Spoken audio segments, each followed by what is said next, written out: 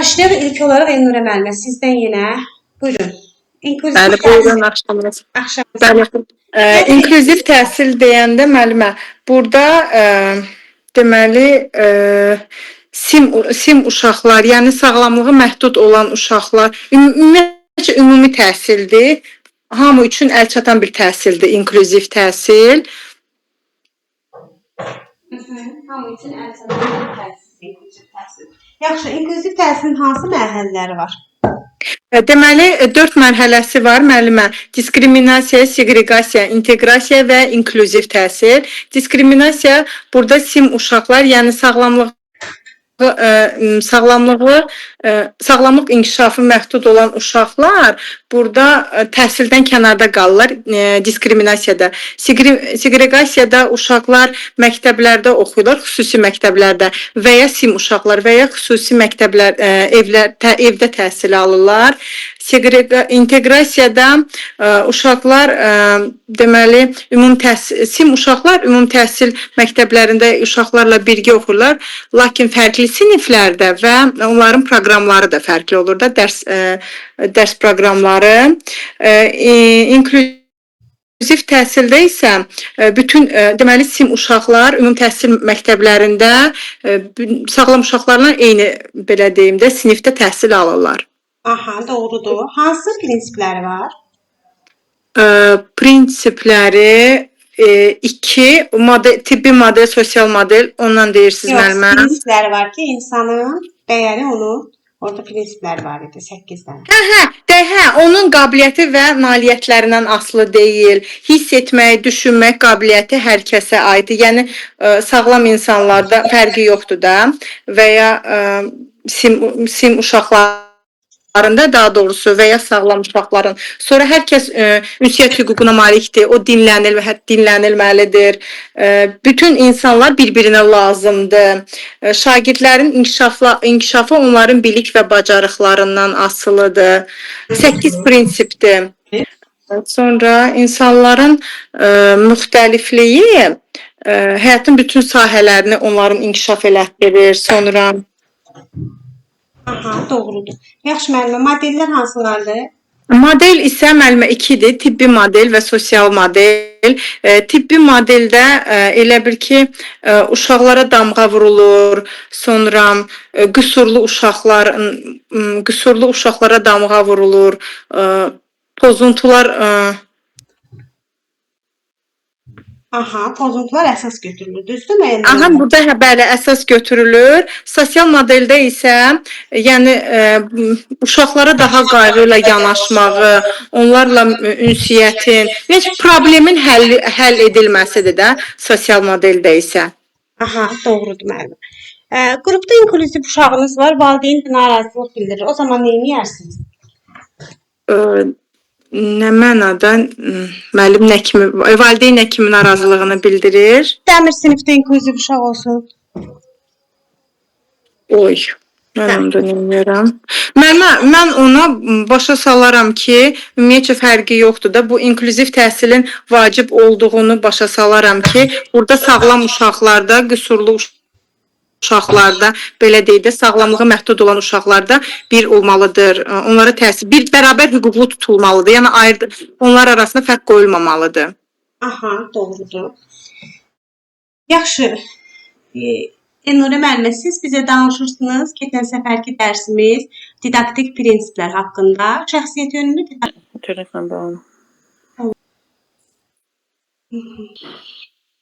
Müəllimə, hamısı uşaqlarda ödənməlidir. Yalnız sizdən emosional tələbatlar keçəcək. O zaman emosional tələbat digərlərindən üstün sayıla bilər. Tamam. Əməyin neçə növü var idi? Əməyin 4 növü var idi. Bir dəqiqə müəllimə, əməyin 4 növü, özünə xidmət əməyi, təsərrüfat, məişət əməyi, təbiət əməyi, əl əməyi. Misallar çəkə bilərsiniz, öyrənməli. Bəli müəllimə, deməli özünə xidmət əməyində belə deyim də, süfrə mədəniyyəti olur, onu özü geyinib özü soyuna bilir, örtüyünü, yatağını yığışdıra bilir. Sonra təbiət məişət, təsərrüfat məişət əməyində O da süfrə mədəniyyəti orada Özünə xidmətlə məişət təsərrüfat əməyinin fərqi nədir? özünə xidmətlə təsərrüfat, özünə xidmətlə təsərrüfatı. Təsərrüfat əməyinin fərqi nədir?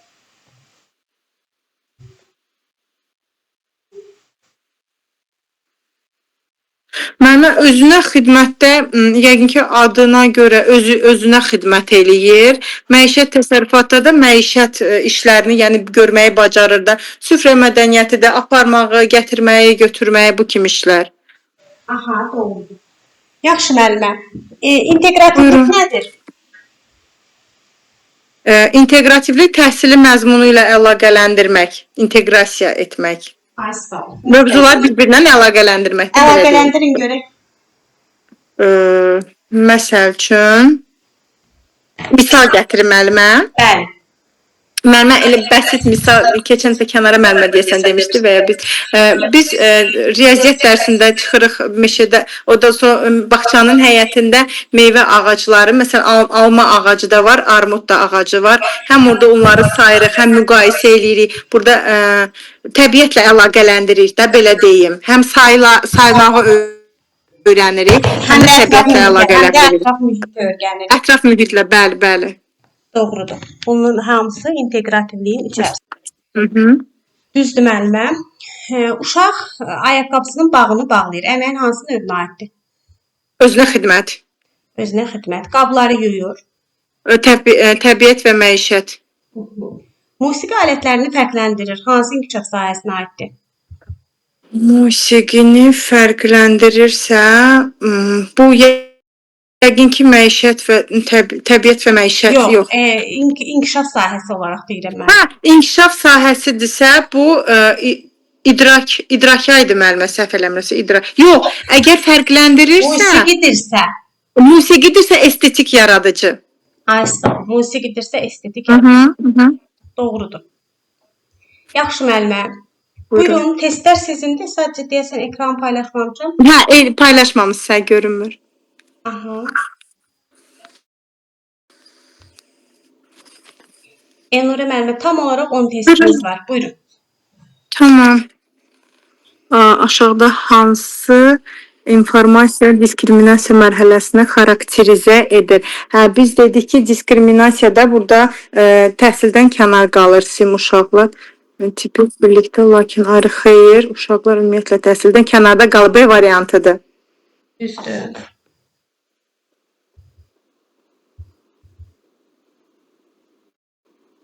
İkiyə baxaq. Aşağıdakı hansı ifadə seqreqasiya mərhələsini ifadə edir? Seqreqasiyada ya evdə təhsil alır və ya xüsusi məktəblərdə. Siniflərdə cəlb olunur. Ümumi təhsil məsələn tipik C variantıdır. Yox. Tipik eyni siniflərdə təhsil təhsiləcə və ya xüsusi məktəblərdə oxuyur. C variantı. Düzdür. 3-ə baxaq. Aşağıdakı hansı ifadə inteqrasiya mərhələsini xarakterizə edir? Uşaqlar ümumiyyətlə təhsildən kənar, bu inklüziv diskriminasiyadır. Uşaqlar ümumi təhsil məktəbə tipik birlikdə, lakin ayrı siniflərdə yox, proqram əsasında oxuyurlar. Bu inklüziv təhsildədir axı. Uşaqlar məktəbdə təhsil alır, uşaqlar eyni sinifdə təhsil alır. Hansında inteqrasiya? Biz axı dedik inteqrasiyada ya məktəblərdə xüsusi var burada. B variantı müəllimə. Özüm tutdurdum. Aşağıdakı hansı ifadə inklüziv təhsili xarakterizə etsin? Ümumiyyətlə təhsildən kənarda halda inklüziv deyil. Ayrı siniflər, evdə təhsil pek uşaqlarla eyni sinifdə. D variantı, D. Doğrudur. 5-ə baxaq. Uşaqların təhsil hüquqlarının tanınması və bərpa imkanları yaradılması hansı mərhələyə aid diskriminasiya? Deməli, təhsil hüquqlarının tanınması diskriminasiyada yox, seqreqasiyada e, segregasiyada hüquqları. Mən düşünürəm ki, bu inteqrasiya olacaq. Doğru düşünürsünüz. Düzdür müəllimə. İnteqrasiyadır bu. Aha, Yox, çünki indi belə digərləri bir şey deyim. İnteqrasiyada hı, təhsil hüquqlarının tanınması var. Çünki hı. eyni müəssisə fərqli sinifdə. Amma bərabər imtahanlara keçirəmsə əgər, Bu bərabər o sinifdə şeydir, inklüziv təhsildir. Aha. testi həmişə tam oxuyun. 6-ya baxaq. İnklüziv təhsilin hansı prinsipləri yanlışdır? Prinsipi yanlışdır. Hə, insan dəyəri və onun qabiliyyətindən asılı deyil. Hər kəs ünsiyyət. Bütün insanlar bir-birinə lazımdır.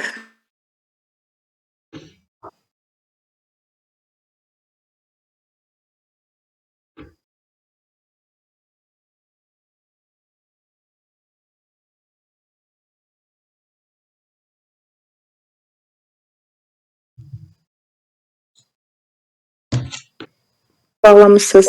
Mənə görə D variantı yanlışdır. Səhvdir müəllimə?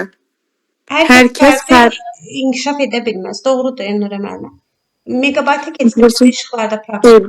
Üzr istəyirəm. 7-yə baxaq. Buyurun, estağfurullah. İnklüziv təhsilin məqsədi nədir? Təhsilin tərbiyə uşaqların ümumi davamlı təhsil və inkişafın təmin olunması yalnız akademik, idman.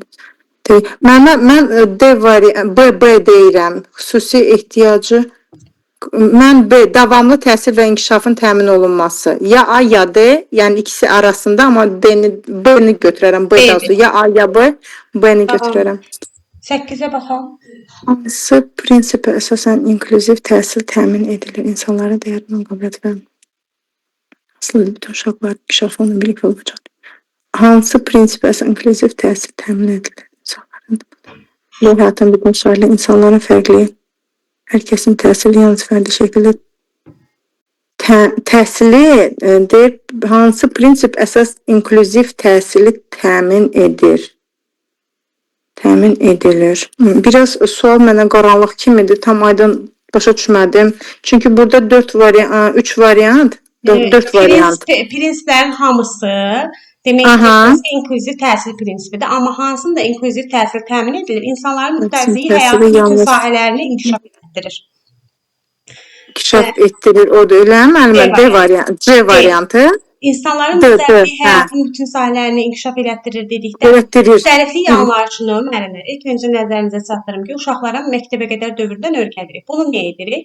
Biz Gəlincik köçəsində ümumi olaraq mən beynəlxalq təlimlərdə oluram. Orada məsələn bax keçən səfər Almaniyadan bir tərbiyəçi müəllim bizə Gülçəsini tanıtmışdı. Orada Gülçədə uşaqlar var, gəlinciklər var. Hansı ki o gəlinciyin birinin bir ayağı yoxdur, elə satışdadır. Birinin bir qolu yoxdur, birində göz yoxdur. Məsələn o formada saçır. Mən onu başa düşdüm. O müxtəlifliyi belə öyrədirik. İnsanların müxtəlifliyi həyatın bütün sahələri dedikdə, yəni biz bütün peşələrə, bütün sahələrə inklüziv insanları daxil etməliyik. Bu deməkdir. C variantı. Anladım. Ən gözəl başa düşdüm. 9-a baxaq. Nöqtəvi daxil olma nə deməkdir?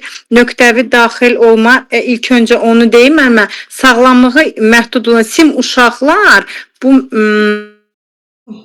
gəzinti, oyun və bayram zamanları kollektivdə iştirak eləyirlər. Düzdür.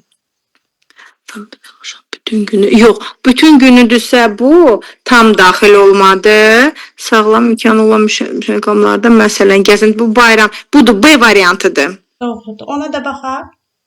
Hansı hissəvi daxil olmada isə ancaq o lap qəşəng yadımdadır. 3 məşğələdə fiziki tərbiyədir. C variantı. Doğrudur. Mən bu dərsi o qədər sevmişəm ki, bunu çox təşəkkür edirəm. Çox gözəl, əlasınız. Sükanı belə saxlayın. Təşəkkür edirəm Elnurə müəllimə. Mən sizə təşəkkür edirəm, var olun. Buyurun, sağ olun. Pərvinə müəllimə, davam edək sizlə. Buyurun müəllimə. Dedik hansı mərhələləri var inklüziv təhsilin? 4 mərhələsi var. Diskriminasiya, seqregasiya, inteqrasiya, inklüziya. Aha, davam edirsiniz onlara. Diskriminasiya sim uşaqların ümumiyyətlə təhsildən kənar qalmasıdır. Seqregasiya sim uşaqların xüsusi məktəblərdə və ya evdə təhsil alması. İnteqrasiya sim uşaqların tipik uşaqlarla eyni məktəbdə, lakin ayrı-ayrı siniflərdə xüsusi proqramla təhsil alması. İnkluziya isə sinif uşaqların tipik uşaqlarla eyni sinifdə, eyni məktəbdə təhsil alması. İnklüziv təhsilin hansı prinsipləri var? İnkluziv təhsilin 8 prinsipi var. İnsanların dəyəri onların qabiliyyəti və nailiyyətlərindən asılı deyil. Hər kəs hiss etmək, düşünmək qabiliyyətinə malikdir. Hər kəsin ünsiyyət bacarığı və dinlənilməlidir. Sonra bütün insanlar bir-birinə lazımdır. Bütün insanlar öz həmyaşlılarına dəstək və dost olmalıdır. Həqiqi təhsilin keyfiyyəti onun konseptindən asılıdır. Bütün şagirdlərin nailiyyəti onların bilik və bacarıqlarından asılıdır və insanların müxtəlifliyi həyatın bütün sahələrini inkişaf etdirir. Yaxşı, hansı daxil olmalar var? Nöqtəvi, hissəvi, tam. Nöqtəvi, hissəvi, tam daxil olmalar. Doğrudur. Müəllimə, neçə inkişaf sahəmiz var? Pərbinə müəllimə, keçən dərs bizdən deyildiniz, buyurun görək.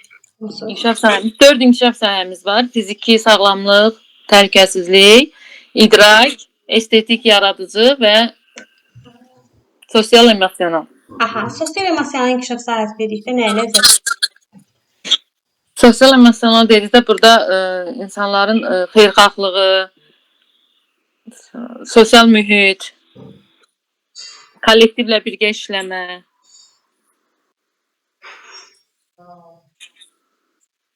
Fərdləşlik, yardımlaşma, bir-birinə dərdinə şərik olma, toleransiya, empatiya hissi qurmaq, bunların hamısı sosial emosionaldır. Bəs estetik yaradıcıda nə var? Estetik yaradıcıda burada bədii hissin və zövqün formalaşması, rəngləri tanıyır, musiqi alətlərini. Musiqi alətləri. Bir də əməyin növləri oradadır. Düzdür? Bəli, əməyin növləri. Hansı növləri var? Əməyin 4 növü var. Özünə xidmət, təsərrüfat məişət, təbiət və əl əməyi. Əl əməyi hansı qrupdan başlayır? Əl əməyi kiçik qrupdan. Məktəbə hazırlıq qrupundan başlayır. Məktəbə hazırlıq. Nə düzəldir? Əl əməyində yapma, quraşdırma da bu iş. Yox. Yapma, quraşdırma sadə bədii yaradıcılıq nümayişidir və o da 3.1 standartındadır. 3.1.4 standartınız yapma fəaliyyətiniz. Quraşdırma da 3.1.5-dir. Amma bu əmək 2.2 standartındadır. Biri eləmək daha çox kollektiv işlərindən biridir. Bəli. Və burada da biz kardondan, parçadan, müxtəlif planta materiallarından nəyisə hazırlaya bilərik. Əl əməyi məktəbə yaş dövründə olur. Məktəbə hazırlıq dövründə. Məktəbə hazırlıq. 5 yaşından sonra keçirilir, yadınızda qalsın. Yaxşı, Pərbinə müəllimə, siz bizə deyirsiniz, varislik haqqında. Varislik haqqında? Bəli. Burada yaş səviyyəsi nəzərə alır. Yəni sadədən mürəkkəbə doğru. Yaş səviyyəsinə uyğun olaraq mövzuların düzgün seçilməsi. Doğrudur müəllimə. Yaş səviyyəsinə uyğun olaraq mövzuların düzgün seçilməsi. Düzgün seçilməsidir. Varislik prinsipində əsas olaraq biz varislik dedikdə nə nəzərdə tuturuq? Uşaqların yaş səviyyəsi, mən belə başa düşürəm. Tutaq ki, mən yaş səviyyəsi deyil. Məzmun komponentlərinin ardıcıl olaraq bir-birini izləməsidir. Bunda da nəyi nəzərdə tuturam? Tutaq ki, mən 3 yaşında uşağı 3 dairəsində sadə riyazi əməliyyat keçdim, 5 yaşında 5 dairəsində keçməliyim. Aydındır? Yəni komponentlər bir-birini izləyir. Bəli. Didaktik prinsiplərdə müəllimə, sizin üçün qaranlıq bir məqam var, keçən dərsimizdə yox ediniz. Xeyr müəllimə, yaxşı. Yaxşı. Elədim. Testini elədim. Nə gözəl. Nə sualınız olsa Pərbinə müəllimə verə bilərsiniz. Yəni dərsdən kənarda da vermək olar. Oldu müəllim. 10 dənə test sizindir. 11-dən başlayın. Buyurun. Bir dənə bunu yekə eləyim. Tam daxil olma nə deməkdir? Demək uşaqlar. Burada bütün günü D variantı Tam da 11'dir. düzdür. Bütün günü həyata keçirilir. 12-yə baxaq müəllimə. Tim uşaqların xarakteristikası hansıdır? C variantı düşünürəm ki. Düzdür. 13-ə baxaq. 13. İnklüziv təhsilin hansı növü bütün günü hər bir məşğələdə iştirak etməyə nəzərdə tutulur? Bütün gündüzcə C variantı. 13C tam daxil olma. Düzdür müəllimə. Bütün günü tam daxil olmaq. 14-ə baxaq. Uşağın qısırılması hər bir tibbi modelə görə uşağın vəziyyəti necə qiymətləndirilir? Uşağın hər bir uşağın dayalı olması. Uşağın qüsurlu olması A variantı. Bəli. 15. Sosial model necə müəyyənləşdirilir? Güclü xüsusiyyətləri.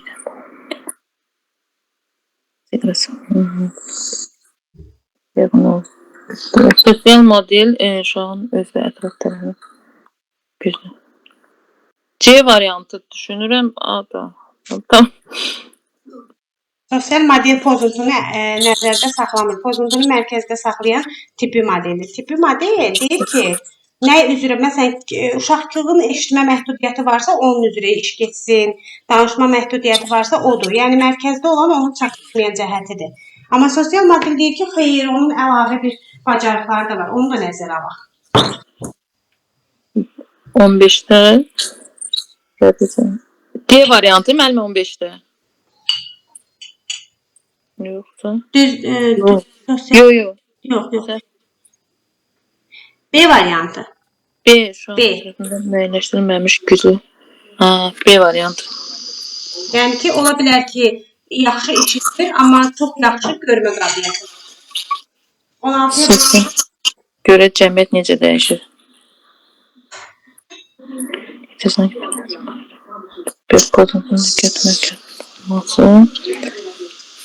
Cəmiyyətin dəyişməz olaraq qalır. Cəmiyyət. Sosial modelə görə cəmiyyət dəyişmir.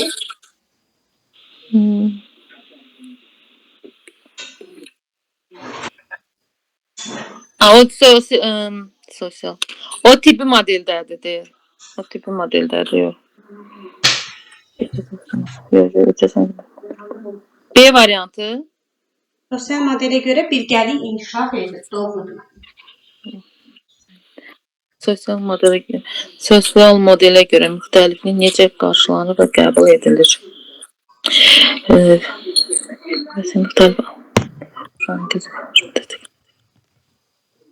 C variantı 17C. Alqışlanır, qəbul edilir, hər uşağa dəstək göstərilir. Doğrudur müəllimə. 18. Əqli geriliyin ən ağır forması hansıdır? Gerilik, imbeslik, psixik inkişafın deməsi, fərdi öyrənmə problemləri. Mənə bu A, B, C variantlarını bilmirəm, amma D variantı. Onları bilmirəm. Hə, mən demişdim ki, xəstəliklər haqqında oxumayın, burada məlumat verəcəm. Müəllimlər, əqli geriliyin 3 forması var. Debillik, imbesillik və idiotiya. Forması idiotiyadır. Yazırsınız. Əqli geriliyin qeyd dəftərinizdə olsun demişlər. Əqli geriliyin yazaq. Əqli geriliyin ən ağır forması idiotiyadır. C variantından mən. Bəli, C. İdiotiya ən ağır formasıdır. İdiotiya. Keçən 19. Psixik inkişafın ləngiməsi zamanı hansı xüsusiyyət müşahidə olunur?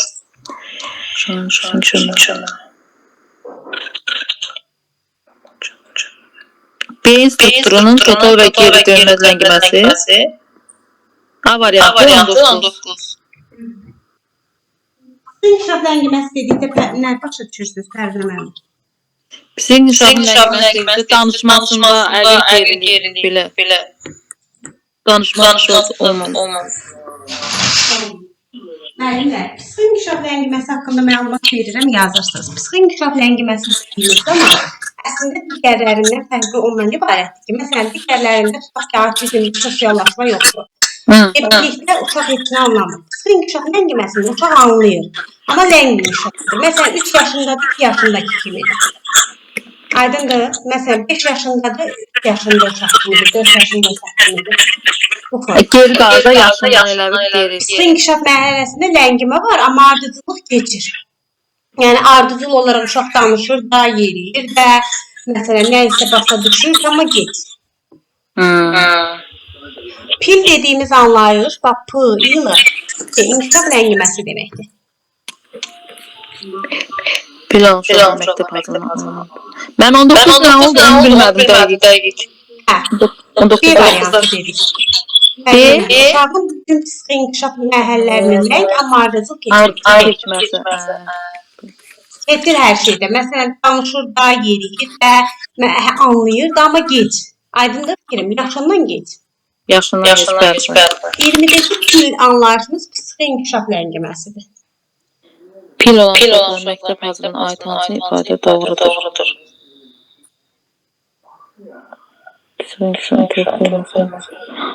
Onların çalışmaq və tartışmaq kimi.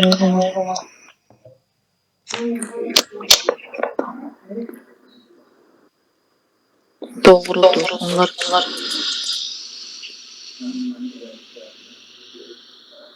B variantı 20. Tam dəqiq bilmirəm amma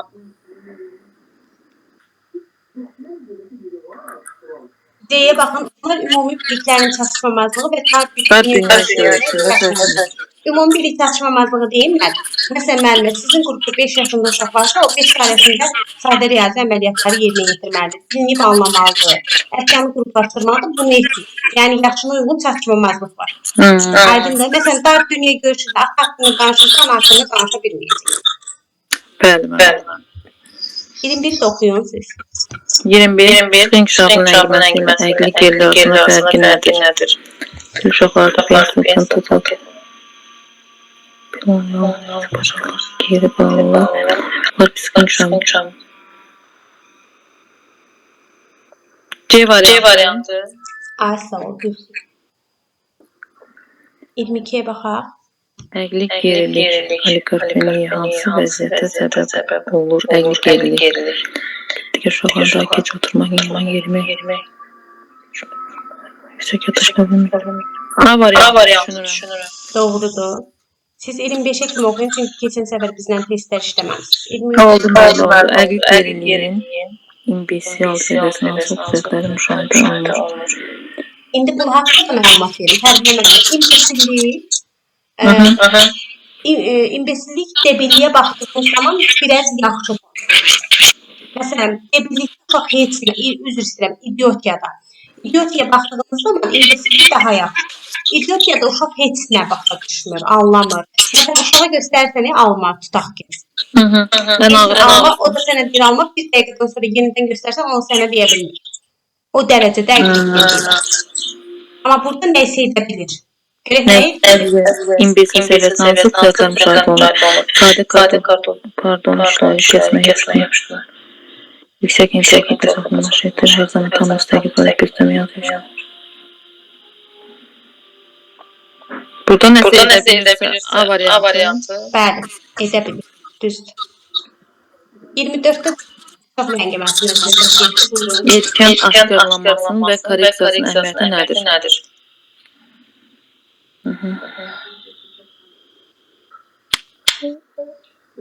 Cəmiyyətin inteqrasiya olması. A da düşünürəm, Y də 24-də. Cəmiyyətin inteqrasiya olunmasıdır. Adı. Sosial təcrid bilirsiniz nədir? Təcrid odur ki, cəmiyyətdən ayrım. Kənardır. Psixi inkişaf ləngiməsi hansı səbəblərdən qaynaqlana bilər?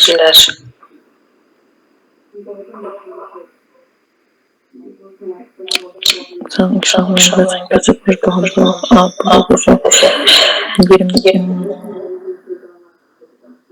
psixi inkişaf.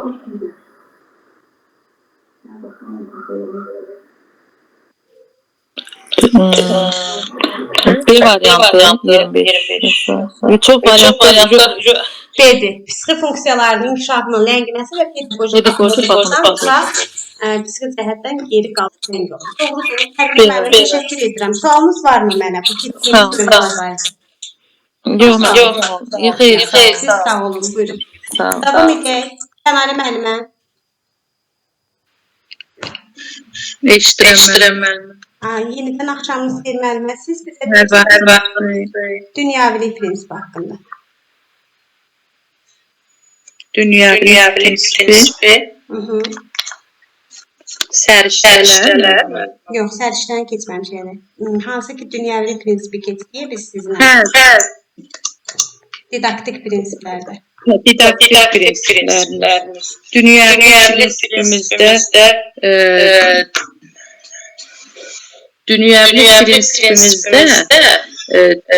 dünya ilə dillə bağlı deyil də, təlimat göstərməkdir, başqa ölkələrdən gələn qonaqları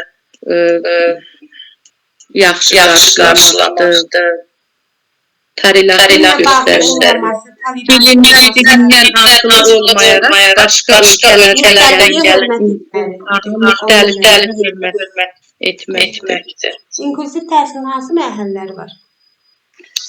4 mərhələsi var. Diskriminasiya, seqregasiya, inteqrasiya, inkluziya. Diskriminasiyada uşaqlar təhsildən kənarda qalır. Seqregasiyada uşaqlar ya evdə, ya başqa məktəblərdə təhsil alır. İnteqrasiyada uşaqlar eyni məktəbdə oxuyur, siniflər ayrı, proqramlar ayrı olur. İnkluziyada uşaqlar sağlam uşaqlarla eyni təhsil alır, eyni sinifdə təhsil alır. Eyni sinifdə təhsil alınır, doğrudur. Yaxşı, Kənarə müəllimə, tibbi modelin sosial modelin fərqi nədən ibarət? Tibbi modeldə uşaqların qüsurlu olmasıdır, danqırılmasıdır, pozuntunun diqqət mərkəzində olmasıdır. Sosial modeldə isə hər bir uşağın dəyərli olmasıdır, ünsiyyət qurmasıdır, problem həll edilməsidir. Doğrudur. Yaxşı müəllimə. Sosial modeldə də bu şəkildə. Yaxşı, tibbi model, belə bir şey deyim müəllimlər, yadınızda qalsa, bizim tibbi və sosial modellərimiz var. Tibbi modeldən əvvəldə bir dənə ənənəvi modelimiz vardı. Ənənəvi model diskriminasiya, yəni tamamilə kənarda qalma deməkdir. Orada da uşaq ümumi insan kimi heç belə nəzərə alınmırdı.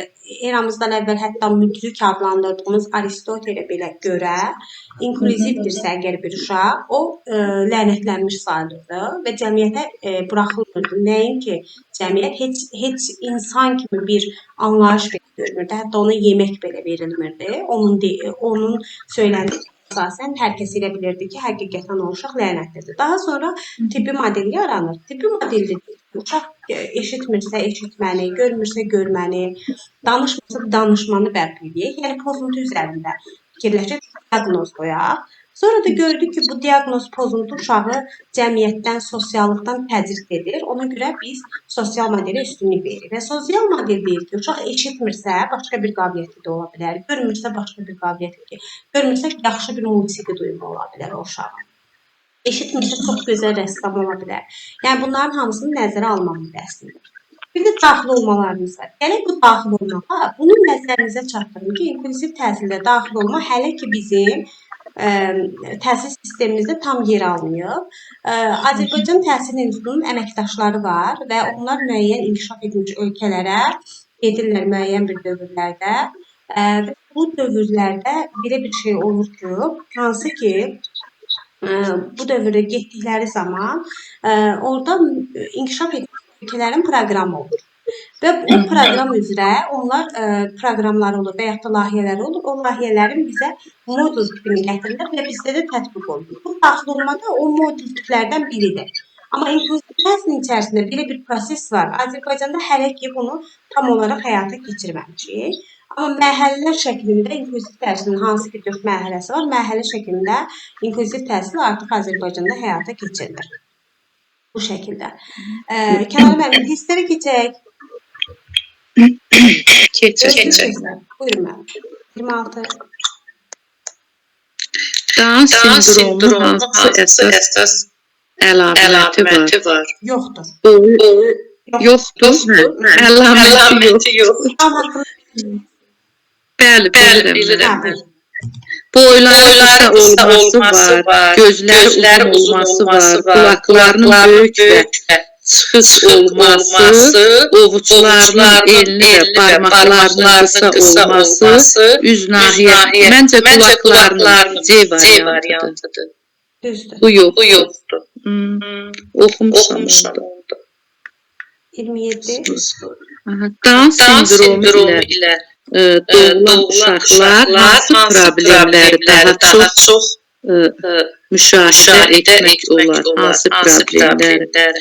İntellektual inkişaf, normal eşitmə qabiliyyəti, ürək çatışmazlığı, zəif motor bacarıqları, həddindən artıq aktivlik olunur. Daha çox müşahidə olunur. Down sindromunda intellektual inkişaf, normal eşitmə qabiliyyəti, ürək çatışması, zəif motor bacarıqları.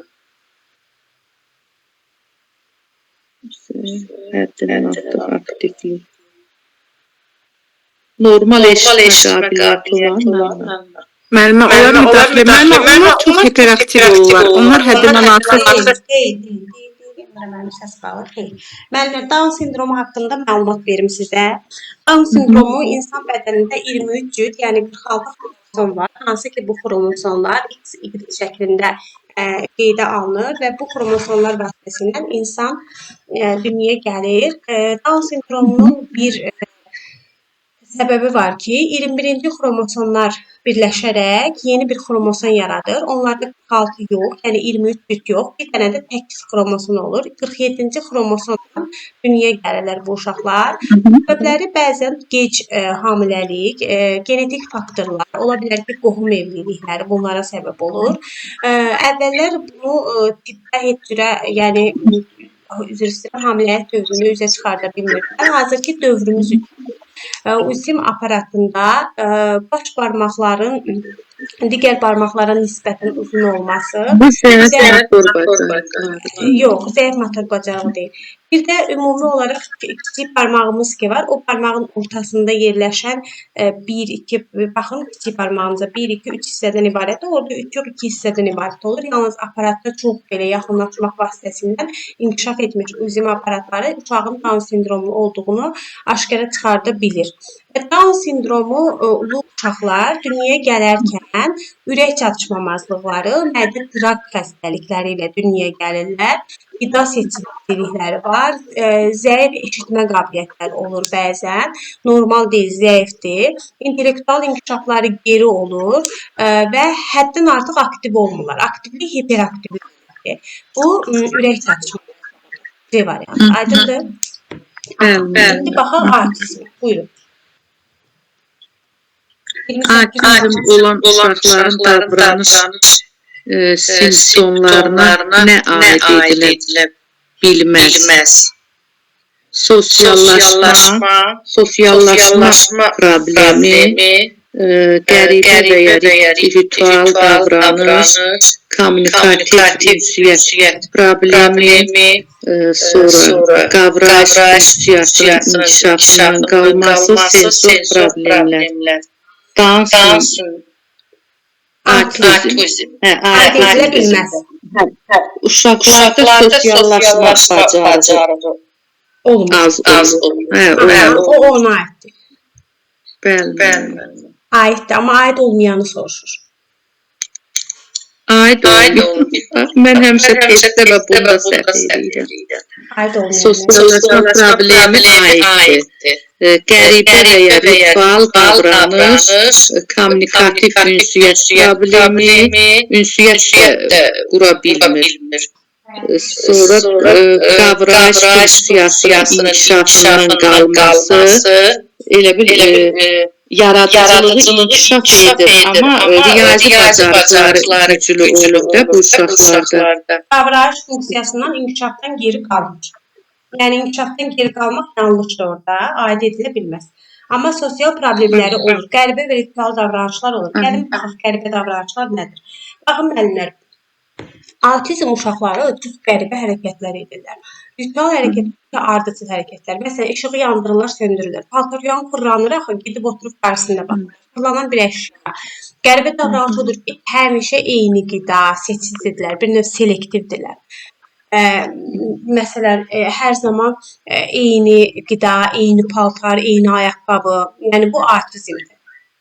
Qəribə və ritual davranışlar bura aiddir. Kommunikativ ünsiyyət problemi var onlarda, sensor problemlər də var. Sensor problem nədir? Bax, ayaqlarını gəzə bilmirlər, bəzən barmaqlarının ucunda gəzirlər, tutuna bilməzsiniz. Bax, məsələn, adi sizə bir şey deyim. Tutaq ki, kimlənsə salamlaşdığınız zaman incə biri var, salamlaşırsınız, əlinizi yavaşca sığal kimi çəkirsiniz, bir də var çox sərt. Məsələn, autizm uşağı çox sərti sevir. Tutaq ki, ona sığal çəkəndə sevmir, toxunmağı sevmir və yaxud da saç kəstirməyi sevmir. Sensor problemidir, suya qarşı bir problemi var. Bu da sensor problemidir. Amma qavrayış funksiyasında inkişafdan lənginmə çox az hallarda baş verir. Yəni, o yoxdur deməkdir. Olar ki, 29-a baxaq. Autizmi olan uşaqların hansı xüsusiyyətləri ola bilər? İndi burada ola bilər. Zəif intellektual bacarıqlar, üstün riyazi bacarıqlar və əla hafizə bu ola bilər. Sosial motor bacarıq, ebru incəsənət fəaliyyəti, yalnız akademik bacarıq.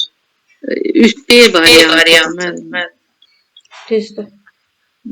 30. Autizmli uşaqlarda hansı davranış simptomları nadir hallarda müşahidə edilə bilərdir? Mən irəli gətirmişəm. Müşahidə edilə bilər. Autizm uşaqlarda hansı davranış simptomları? Əlləri yellətmə, öz-özünü yırğalama, qeyri-adi hobbi fəaliyyəti, eyni mövzu üzərində davamlı danışma, səslərə qarşı həddindən artıq həssaslıq. Səslərə qarşı mənim qrupamda olan səs gələndə qulaqlarım. O da sensor problemidir də, yəni toxunmaq da, görmək də, eşitmək də, baxmaq da, o da ona qarşıdır. Amma burada deyil ki, nadir hallarda. Bax, əlləri yırğalama, qeyri-adi hobbi fəaliyyəti. O nadir hallarda olur. C variantıdır müəllim. Bəli, qeyri-adi hobbi nadir hallardadır. Doğrudur. Yaxşı, müəllimə, siz bizə deyirsiniz, Azərbaycancılıq prinsipi, didaktik nə deməkdir? Azərbaycancılıq prinsipində didaktik prinsiplərimizdə 9 didaktik prinsipimiz var. Biri də Azərbaycancılıqdır. Azərbaycancılıq prinsipimizdə məsələn, vətənimizi tanıyır, bayrağımızı tanıyır, dövlətlərimizi tanıyır, yaşadığı ölkəni adlandırır, bölgəni adlandırır. Düzdür. Doğrudur. Nəticə yönümlülük nədir? Nəticə yönümlülükdə açar sözləridir. Dərsin planını əvvəlcədən müəyyən etmək, təhsilin məzmununu əvvəlcədən müəyyən etmək, yaş səviyyəsinin sonunda nəticə əldə etmək. Aha, doğru. Düzdür. Yaxşı müəllimə, idraki inkişaf sahəsinin xüsusiyyətləri hansılardır? İdraki inkişaf İdraki inkişafda 4 inkişaf sahəmiz var. İdraki inkişafda idrak qabiliyyətidir, sensor inkişaf edən uşaqlarda ətraf aləmi tanımaqlarıdır, fərqləndirməkdir, sistemləşdirməkdir, ümumiləşdirmədir, yaradıcı təfəkkürün inkişafıdır. Doğrudur. Bunların hamısıdır, düzdür müəllim. İdraki inkişaf. Aha. Yaxşı, bəs fiziki inkişaf xüsusiyyətləri hansılar? Fiziki inkişaf sağlamlıq və təhlükəsizlik dedikdə, fiziki inkişafda uşaqlarda yaxşı bədən quruluşu inkişaf edir, uşaqların daxili orqanları fəaliyyət göstərir. Sonra sağlamlıq dedikdə isə gigiyenik qaydalara əməl etməlidirlər. İdman, gün rejimidir, fiziki aktivlik, sağlamlıq, təhlükəsizlik dedikdə isə məsələn, evdə təhlükə dedikdə, evdəki alətlərdən uşaqlar özünü qorumalıdır, kəsici alətlərdən, qaz, elektrikdir. Məsələn, təbiət hadisələrini qoruma dedikdə, külək kimi, yağışdır, doludur da belə şeylərdən. Biz məşğələdə həmişə uşaqları başa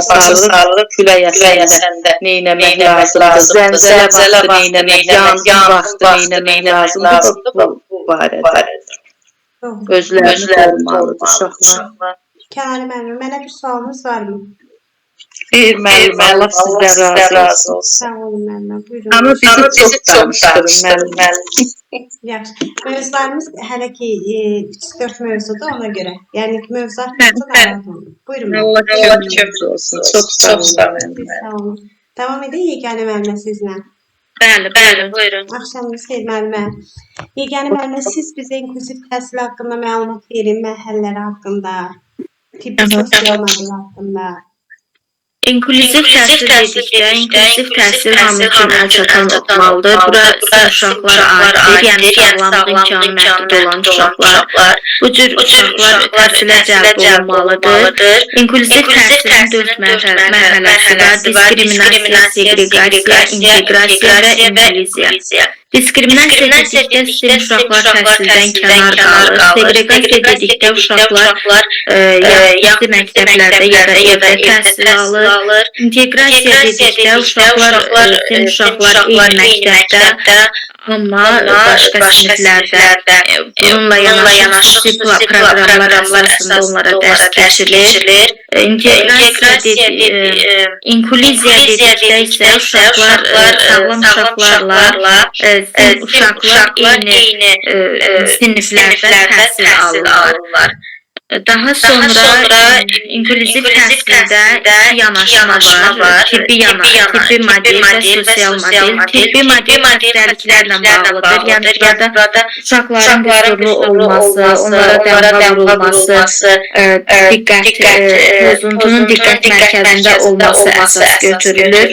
Sosial model dedikdə uşaqlara dəstək vermək lazımdır. Yəni hər bir uşağa dəyər vermək, onlarla ünsiyyət qurmaq, problemi həll etmək sosial modelə aid edilir.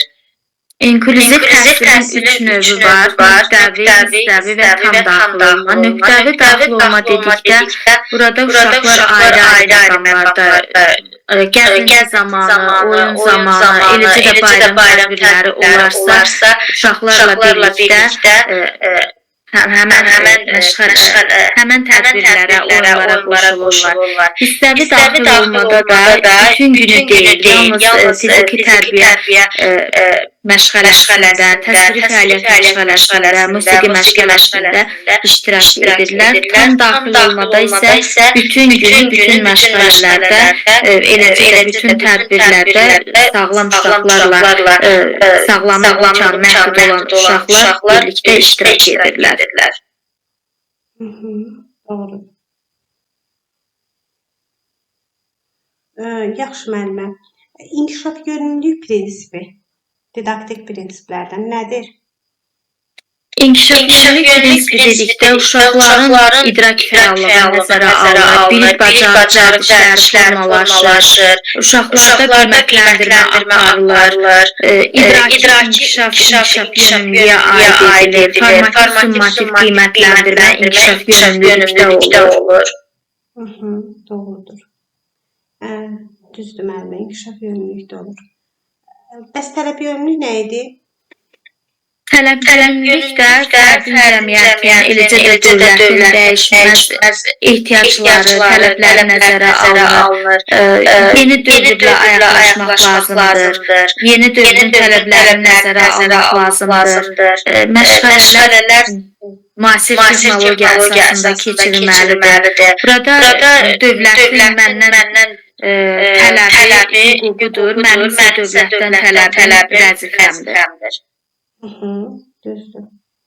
Yaxşı. Varislik nə idi? Varislik də sadədən mürəkkəbə doğru deməkdir. Yaşlar arasında mövzu seçmək lazımdır. Həmən mövzular düzgün seçilməlidir. Uşaqların yaş səviyyəsi nəzərə alınır. Mövzular arasında əlaqə olur. Aha, doğrudur. Yaxşı, əməyin neçə növü var idi? Əmək növü var. Xidmət əməyi, əl əməyi, məişət əməyi, təsərrüfat əməyi, təbiət əməyi. Əməyin növləri hansı inkişaf sahəsinə aiddir? Əməyin özünün tərbiyə aiddir. Əl əməyi, təbiət əməyi, məişət əməyi və estetik yaradıcı inkişafa aiddir. Əlasınıza gəlir. Bir dəqiqə. 10 dənə testimiz var. Bunu da eləyək.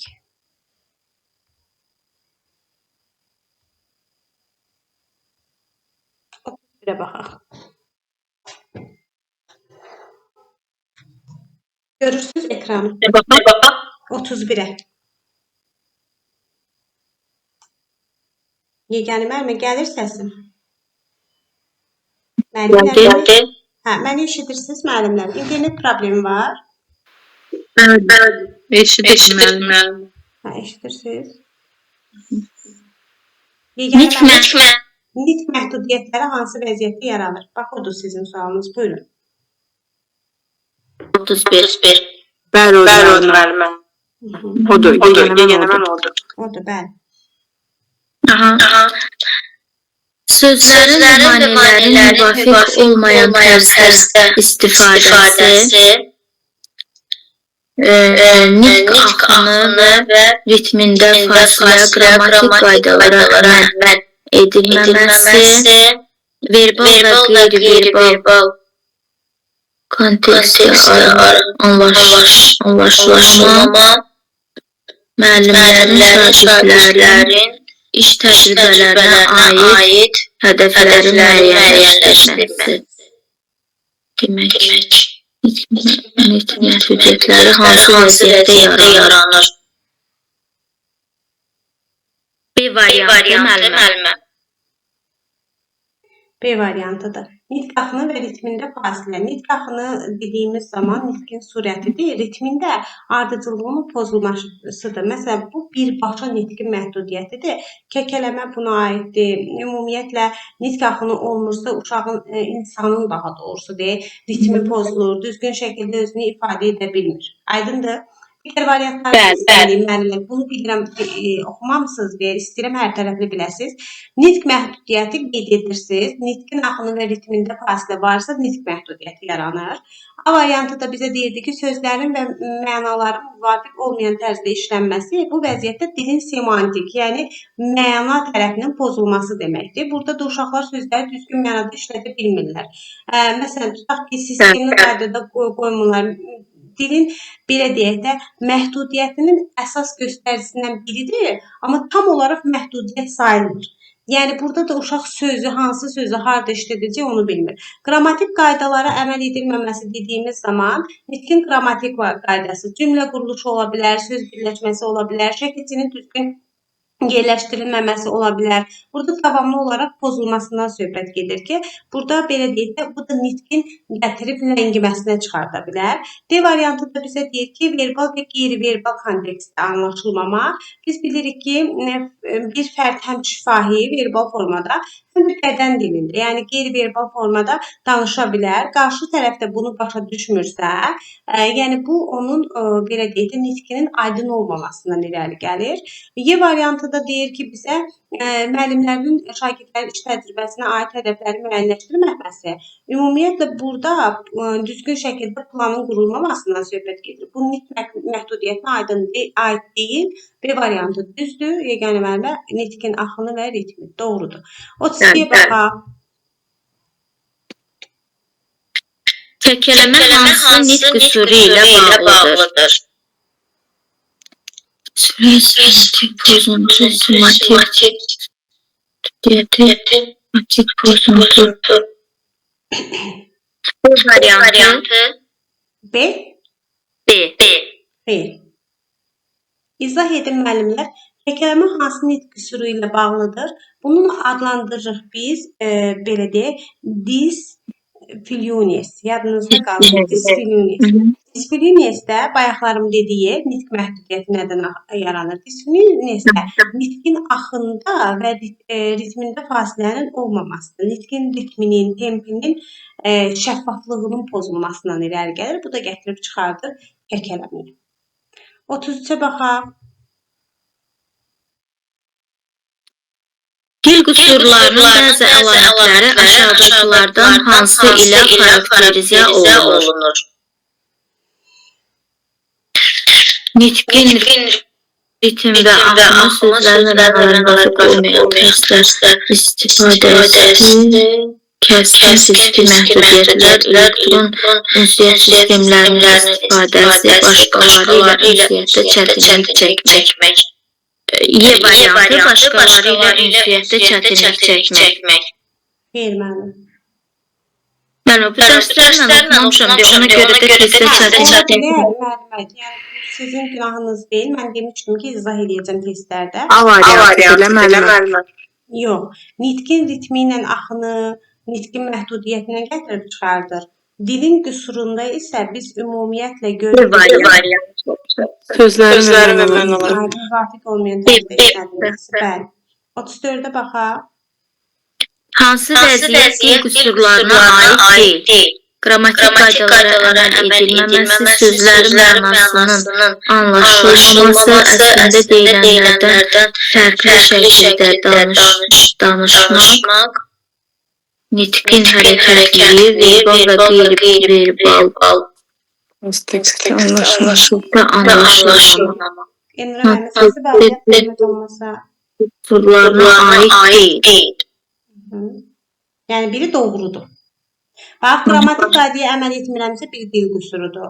Sözlərin mənası anlaşılmırsa dil qüsurudur. Əslində deyiləndən fərqli şəkildə danışmaq dil qüsurudur. Verbal, D variantı nitqin hərəkətliliyi. Nitqin hərəkətliliyi nədir? Nitqin hərəkətliliyi bir şəxsin nitq aparatının dinamikliyi deməkdir. Yəni, elastiklik deməkdir. Dil qüsuru deyil. Bu əslində düzgün şəkildə səs artikulyasiyasının normal, düzgün işləməsi deməkdir. Çevikdir səs artikulyasiyası, sağlamdır səs artikulyasiyası. Səslər düzgün şəkildə tələffüz olunur burada. Maneə heç zaman rast gəlmirsə, manesiz tələffüzdür və nitq orqanlarının hərəkətli olmasıdır. Bu bir qüsur yox, əslində yaxşı bir şeydir. Ona görə nitqin hərəkətliyi. Aydındır? Bəli. Baxaq.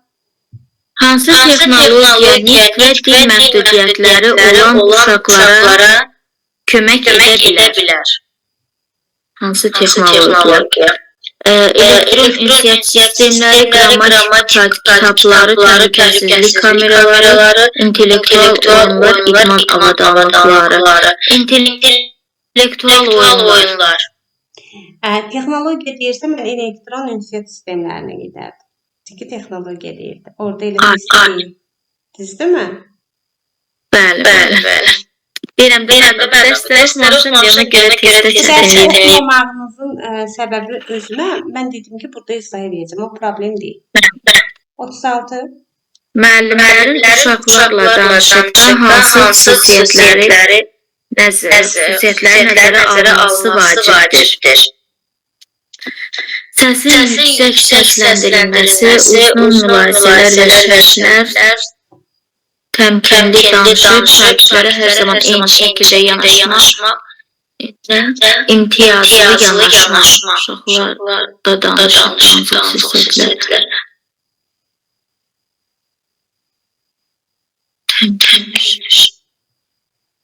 Şagirdlərə hər zaman eyni şəkildə yanaşmaq, Təmkinli danışmaq.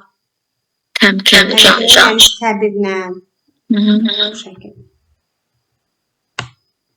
Hansı prinsip müəllimlərin özünü idarə etməyi vacib göstərir?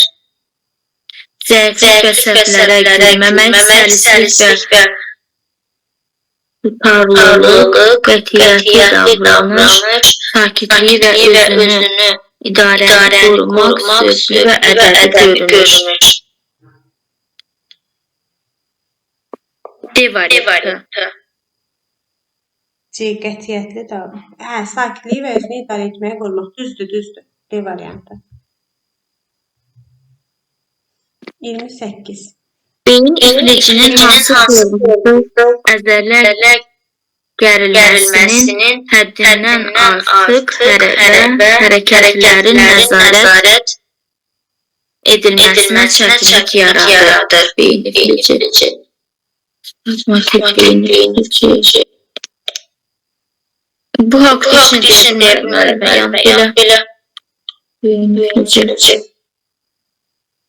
Qəfədən sindromu. C variantı. Qarışıq beyin iflici yox.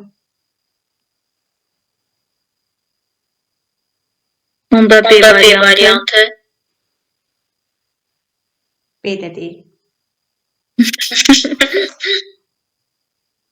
Özüm izah eləyim. Bəli. Aha. Müəllimlər, biz buna bəzən yox, ümumiyyətlə serebral iflici adı beyin iflicinin hansı formada əzələrin gərilməsi olur. Birdən deyirik spazmatik. Yəni əzələ gərildiyi zaman həddindən artıq belə deyək də artırır. Burada da ümumiyyətlə biz görürük belə deyək də beyin iflicini. Tam olaraq da burada spazmatik beyin iflici öz əksini tapır. Yəni burada gərilmədə spazmatik beyin iflici olur. Yəni orada bilirsiniz necə əzələlər boşalır. Əzələ boşaldığı zaman başlayır orada belə deyək spazmalar tutur. Spazmalar tutduğu zaman hərəkətin nəzarətində çətinlik yaranır. O da bilirsiniz necə olur. Bax burada əsas olaraq məsələn tutaq ki, mən hərəkət etmək istəyirəm uzaqlıqda. Əgər beyin ifliciyəmsə qeyri vəziyyətlər olur. Məsələn tutaq ki, bükülmüş bir hal olur. Əllər bükülür, yığılır. Və yaxud da ki, belə deyək də, ayaq yığılır, bu formada olur. Amma onun ikinci forması atetoid beyin iflicində isə burada adətən diskinetik adlandırırıq bəzən biz bunu. Burada isə əzələ tonusu sabit olmur, daim dəyişkəndir. Gah çox gərgin olur, gah da çox boş olur. Bu zamanda bilirsiniz necə olur? Əli uzadırsan məsələn bir fincanı götürməyə əl gedir sağa doğru, sola doğru. Aydındır? Qarışıq beyin iflicində isə hər ikisi var. Həm spazmatik olur, həm atetoid olur. Yadınızda qalsın. Bu diqqət əksikliyi beyin iflicinə aiddir. Hiperaktivlik sindromu beyin iflicinə aid deyil. Bu üçə aiddir. Biri spazmatik olur, biri atetoid olur. Spazmatikdə ümumiyyətlə əzələlər gərginləşir. Orada da bədən üzvünün gərginləşməsindən asılı olaraq qeyri-sabit vəziyyət olur. Məsələn, yığılır orada əzələlər, belə deyək. Atetoiddə isə artıq istiqamət dəyişir. Yəni ümumiyyətlə orada qeyri-iradi, nizamsız hərəkətlər görülür. Əli sağa uzadırsan, sola gedir, sola uzadırsan, sağa gedir. Qarışıqda isə biz hər ikisini görürük. 39-a baxaq. Məncə bu sizə aydındır. Yəni oxumasanız da 39 biraz aktual məsələdir ona görə. Baxın, görün nə deyir. Ortopedik pozuntu aşağıdakı hallardan hansı ilə əlaqəlidir?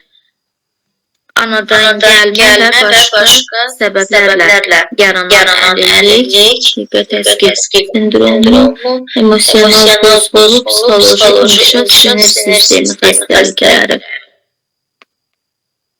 A variantı.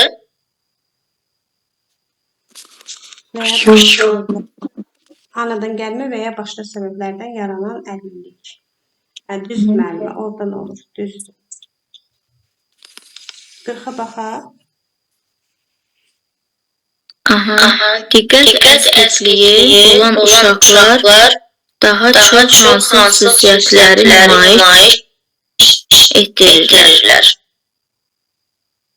Sürətli hərəkət edirlər və çox danışırlar, verilən təlimatları yerinə yetirməkdə çətinlik çəkmək, növbə ilə danışmaqda çətinlik çəkirlər və öz növbələrini gözləmirlər. Sakit oyunlar oynamakta çətinlik çəkirlər və yerlərdə çox zorlanırlar. Fiziki cəhətdən təhlükəli vəziyyətlərdən yayılmaqda çətinlik çəkirlər.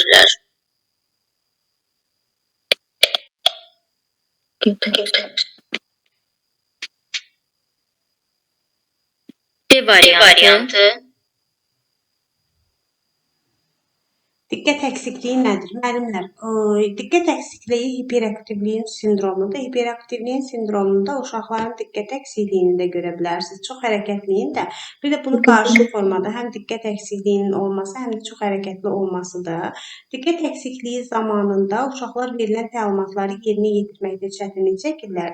Tez-tez başa çatdırmırlar və ümumiyyətlə bir işdən digərinə keçirlər. Tutaq ki, siz uşağa quraşdırma fəaliyyəti vermisiniz.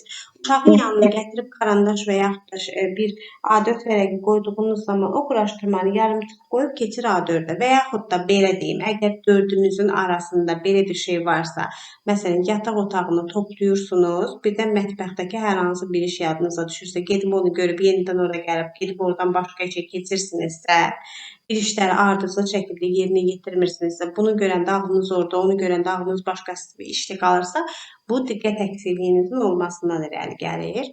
Və yaxud da məsələn otağa kimsə girdiyi zaman dediyiniz sözü unudursunuz, hazırda dərs prosesindəsiniz də bu halda diqqətiniz yayınırsa, məsələn bir işi kanda görə bilmirsiniz, məsələn telefonla danışa-danışa iş görə bilmirsinizsə, diqqət əksikliyiniz var deməkdir. Burada B-dir. Pedaqoji optimizm də nədir müəllimlər? Onu da izah edeyim. Optimizm bilirik ki, biz pessimizm və optimizm olaraq iki şəkildə insanların düşüncəsi var. Optimist insanlar hər zaman hər şeyin yaxşı olacağını düşünürlər. Pessimist insanlar isə heç bir şeyin yaxşı olmayacağını düşünürlər. Burada ümumiyyətlə optimist bir müəllimsinizsə, bütün şagirdlərin öyrənə biləcəyinə inanırsınız. Aydındır fikrim. Digərləri isə qalan testlər gələn dəfəki dərslərimizə aiddir. Bu qədər. Yeganə müəllimə bilirəm, bilmədiyiniz testlərdə işte gələn dəfə sizdən başlayarım, amma burada da öyrənmiş olduğunuz qayıtda da var. Yaxşı müəllimə? Yaxşı. Sualınız varsa, ümumiyyətlə keçdiyimiz dərslər haqqında buyurun. Var hər hansı bir sualınız? Mən xeyr. Yox, müəllim olun. Ümumi olaraq müəllimlər, sualınız varsa buyurun. Təşəkkür edirik, sağ olun müəllimə. Tamam. Onda bir dənə bir şey deyim. Tələsirsiniz? Xeyr, müəllimə, buyurun. Tələsmirsiniz? Biz 2-yə kimi durub Hə, yaxşı. göz bilir. Müəllimə. Bir mövzu verirəm. Aha. Bunu bilirəm. Artıq sizlə 1, 2, 3, 4-cü səhv etmirəmsə dərsi keçəcəyik. Bunda bir sınaq işlədəcəm sizə. Dərsdən bir işlədirəm. İndi sizə bu dərsinizi izah edirəm. Çox sadə bir dərs verirəm elə sizə. Ümumi də nə keçmişəmsə təkrar edək ki, sonra möhkəmləndirək, təkrar bilin anasını məncə də, hər təkrar edəndə. Və sadədən bitirsiniz. Artıq sadə ilə əlinizdə alaşırsınız. Biz nisbən gələn dərsdən etibarən, bu dəfə verəcəyim gələn dərsdən etibarən biz artıq mürəkkəblərə. İndi müəllimə səsləri bağlayırsınız, mən sizə izahlar verirəm. İzahları verirəm, daha sonra evdə də yenə hər zamanki kimi verəcəm sizə evə onun sadə testlərini izahını PDF-dən mövcuddur. Siz də məndən gələn dəfə bu formada situasiyalar işləyəcəksiniz və ümumi bir sınaqda işlədəcəm sizə ki, görək nə öyrənmişik. Daha sonra keçirik biz nisbətən mürəkkəb dərslərə. Getdikcə dərslərimiz mürəkkəbləşir. Bu da sizi qorxutmasın, yəni yaxşısınız. Hələ ki 4-ünüz də maşallah olsun, yaxşı gedirsiniz. İnşallah ki, belə də gedərsiniz axıra kimi. Və çalışacağım biraz mürəkkəbləri biraz əvvələ salım ki, sona yaxın yorulun. Yaxşı müəllimlər, proqramı belə eləyək. Dəyişik formada özüm bilirəm necə keçəcəm. Sizin proqramınızda, yəni ardıcıllığı özüm quracağam ki, istəyirəm ki, çox çətinləri sona salıb çox yorğun vaxtınıza düşməsin. Yəni son proqramlara doğru ki, məsələn 4-cü ayın proqramını gətirəcəm 2-ci aya. Ona görə ki, axırlar çox çətindir. 2-ci ayda siz onu öyrənin. Getdikcə sadədən mürəkkəb yox, mürəkkəbdən sadəyə gedin ki, yorulmayın. Gəlirik müəllimlər, evə verirəm sizə səriştə. Müasir dildən səriştəni əslində komponent adlandırırıq. 20-ci əsrin komponentləri arasında əslində biz bacarıqları gördük. İndi onu da atacağım sizə dövrümüzdəki bacarıqlar, bir də ümumi məktəbə qədər dövr üçün səriştələr. Birinci olaraq səriştə bacarıq deməkdir. Biliyi bacarığı vərdişi dəyərə çevirdiyiniz zaman əslində tam bacarıqlı bir uşaq ortaya çıxır. Məktəbə hazırlıq qruplarında bu səriştələr uşaqlarda formalaşmalıdır. Və bu kateqoriya olaraq 3 hissəyə bölünür, yəni təsnifat olaraq. Birinci təfəkkürü görürsünüz, ikinci fəaliyyəti, üçüncü dəyərləri görürsünüz. PDF-ni paylaşmışam, yəqin ki görürsünüz. Sizdə də var bu PDF. Görürsünüz müəllimlər? Müəllimlər gəlirsə. Müəllimə, öyrən hətta səriştələri. Nə gözəl. Təfəkkür kateqoriyasında biz 5 səriştə görürük. Hansı ki birinci yaradıcılıqdır. Yaradıcılıq kreativlik deməkdir. Kreativlik əşyalardan qeyri-adi formada istifadə deməkdir. Əşyadan qeyri-adi formada kartondan bir qələm qabı düzəldə bilərəm. Nə bilim, hər hansı bir qələmdən broş hazırlaya bilərəm.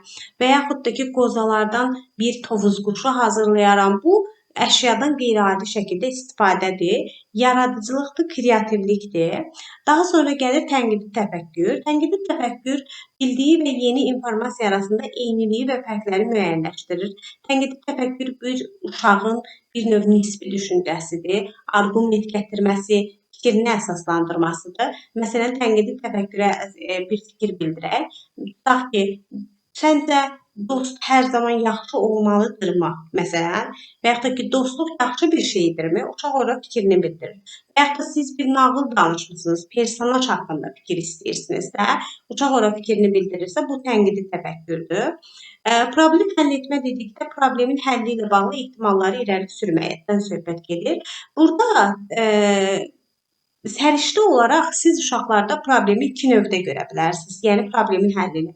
Ya siz uşağa idraki bir problem verərsiniz, məsələn, labirint tapşırıq verərsən, tapmaca verərsən, bir riyazi problem verərsən, türklər deyir problem çözmə, bunu verərsən. Ya da bir problem var, qrupun problemidir. Niyə? Nədir problem? Biz otağımızı sərgəli saxlamırıq, musiqi otağına gedəndə növbəyə düzülə bilmirik, biz münaqişə yaşayırıq, paylaşmağı bilmirik, oyuncaqların üzərində dava edirik. Bu problemi necə həll edək? Bir də müəllim olaraq əslində problemin həlli üçün uşaqlara bir növ vaxt da verməlisiniz.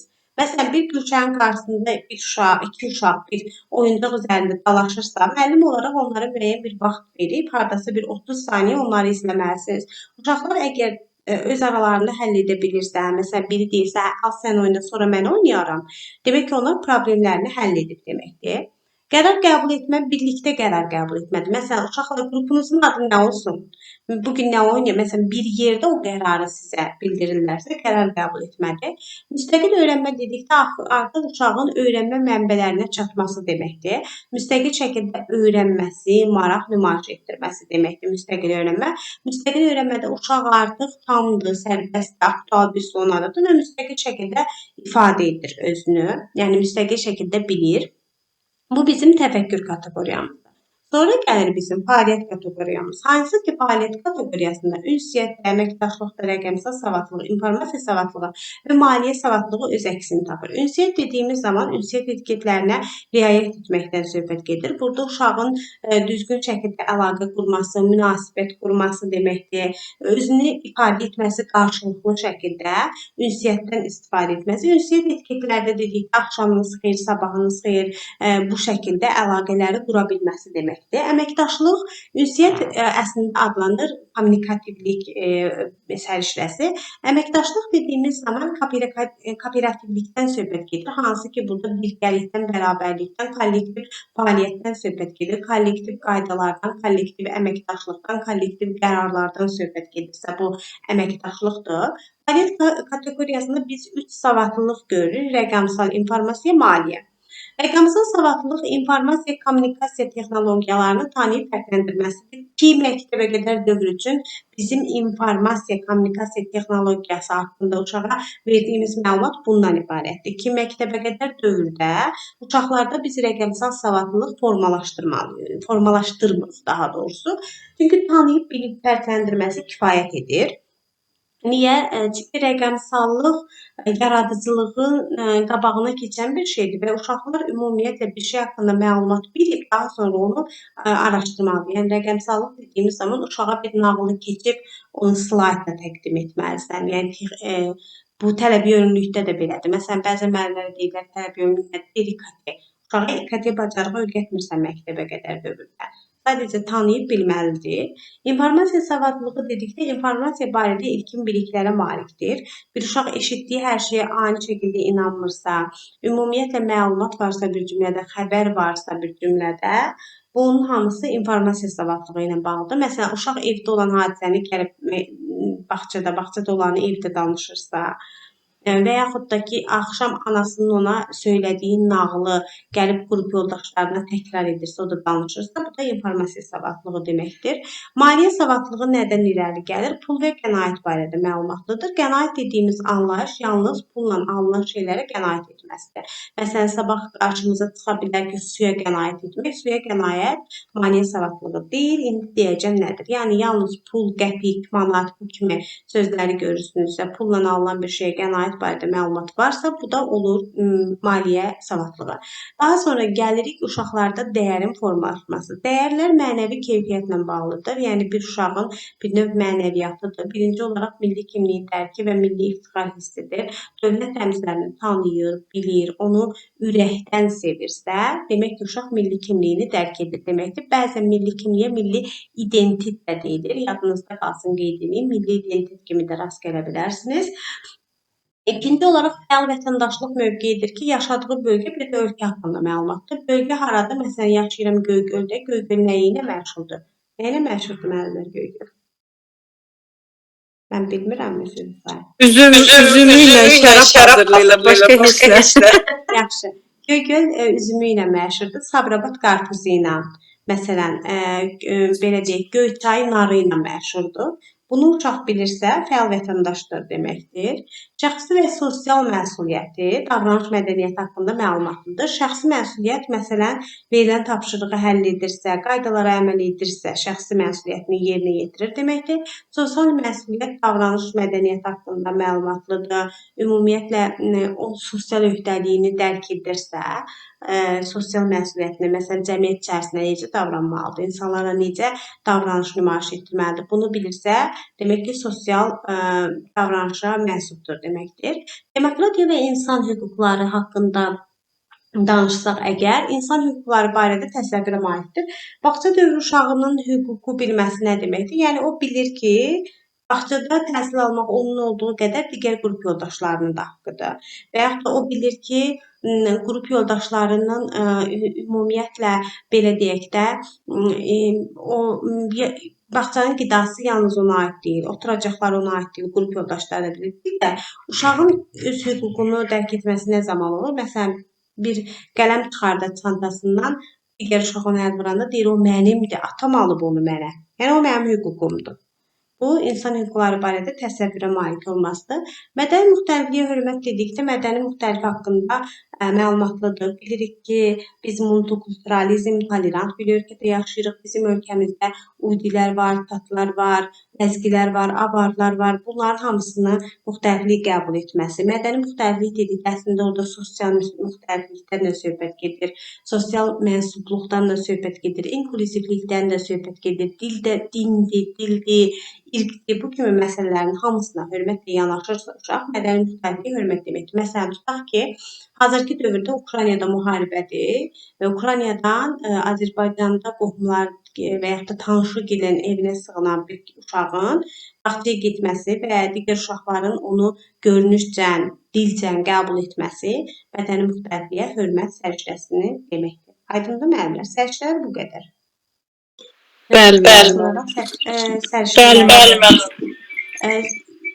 Az dərsdir. Əslində bir dərsdə bölünə əlavə edə bilərik, amma yox. Hələ ki sisteminə gedək. Çünki sınaq işlədəcəm. Bir də verdiyim hər şeyi təkrar edək. Gələndə sınaq işləyəcək. Bir də səriştələr haqqında danışacaq. Yaxşı müəllim. Sağ olun, sağ olun. Sağ olun, gecəniz xeyir olsun. Sağ olun.